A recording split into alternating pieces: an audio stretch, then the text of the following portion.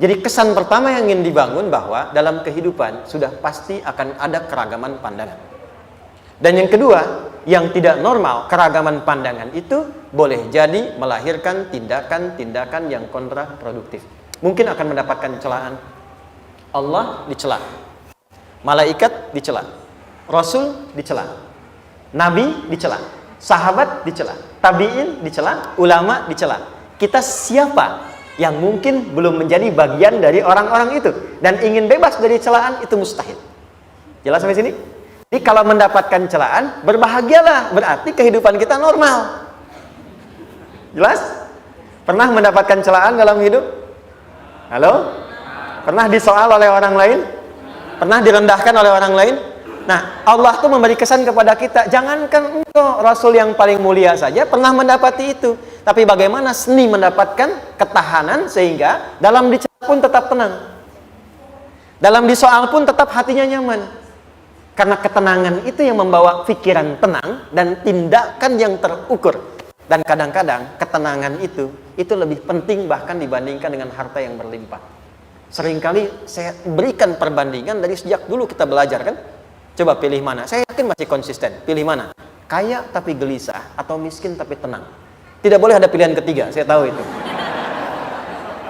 Kaya tapi gelisah atau miskin tapi tenang? Pilih mana? Ya, saya tahu lah. Kaya tapi tenang. Oke, di fase ini wahyu belum turun. Nabi sudah ngajar, turun wahyu, turun al-ala, turun beberapa surah. Tiba-tiba ada masa jeda, wahyu belum turun. Sepekan belum turun, sebulan belum turun. Disitulah muncul seakan ada amunisi bagi orang-orang yang tidak senang dengan Nabi, tidak senang dengan ajakan Nabi pada kebaikan. Ini poin yang kedua. Kalau Anda berbuat baik, pasti ada tantangan.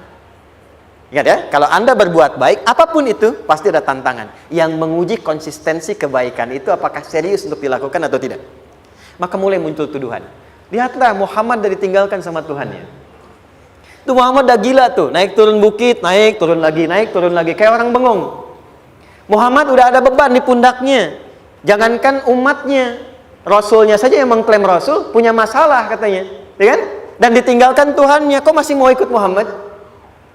Maka dalam keadaan itulah kemudian ditunggu, naik turun, turunlah kemudian dua surah sekaligus, surah 93, surah 94, yaitu surah Ad-Duha dan Al-Insyirah. Nih. Oke. Ini materinya dahsyat ya. Penting sekali, saking pentingnya ini cepat habis tuh. Bismillah. Sekali lagi. Jazakallah khair. Ya, kelihatan ya. Baik, yuk pelan-pelan. Jadi turunnya surah Ad-Duha dan surah Al-Insyirah, hikmahnya satu atau fungsinya satu, memberikan petunjuk bagaimana mengatasi satu persoalan sesulit apapun tapi masih dapat menghadapinya dengan keadaan yang tenang.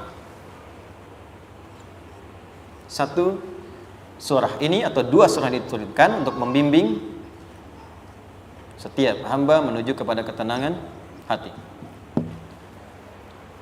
Dua, membangun kekuatan mental sehingga dalam situasi apapun dia tetap kuat mengatasi berbagai persoalan kehidupan. Nanti terapannya banyak, di bisnis ada. Nanti saya turunkan contohnya. Kadang-kadang ikut tender, sudah bagus, sudah menang, tapi proyeknya diambil orang. Ada yang begitu? Nanti ada ayatnya, ada. Nanti kita turunkan. Udah siap-siap, kan? Pengen melamar, ternyata keduluan orang, gitu kan? Udah siap-siap, pengen dapat ini, mau lulus, ternyata nilainya nggak seperti yang diharapkan. Muncul, ada, selalu ada demikian. Nanti kompleksitasnya banyak. Tapi dua surah ini, kalau kita bisa kuasai artinya dengan baik, pahami dengan benar, maka akan ada sesuatu yang beda yang terasa dalam jiwa kita dan kesiapan mengatasi setiap persoalan dalam kehidupan. Yuk kita baca dulu ya, supaya dapat keberkahannya dari dua surah ini. Saya bacakan, Anda ikuti ya. A'udzu billahi minasy syaithanir rajim.